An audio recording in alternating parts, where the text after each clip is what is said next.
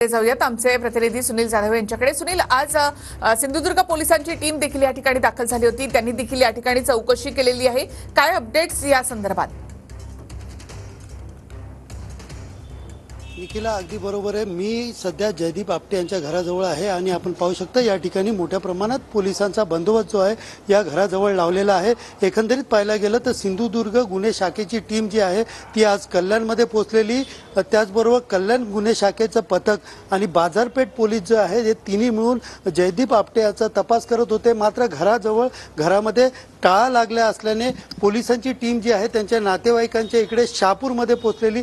तब्बल 3 ते 4 तास त्या ठिकाणी पोलिसांचं सर्च ऑपरेशन सुरू होतं व या सर्च ऑपरेशन दरम्यान जयदीप आपटे यांची जी पत्नी होती त्यांच्याबरोबर चौकशी देखील या ठिकाणी मोठ्या प्रमाणात करण्यात आली आणि त्यांच्या चौकशी केल्यानंतर या ठिकाणी आज सायंकाळी त्यांची पत्नी, त्यांची आई व एक छोटी मुलगी हे तिन्ही या ठिकाणी पुन्हा एकदा कल्याणच्या त्यांच्या निवासस्थानी पोहोचलेले आहेत आणि या ठिकाणी आज संभाजी ब्रिगेडकडनं मोठं आंदोलन करण्यात आलं होतं आणि या ठिकाणी त्यांच्या घरावरती अंडे देखील मारण्यात आले होते। मोठ्या प्रमाणात या ठिकाणी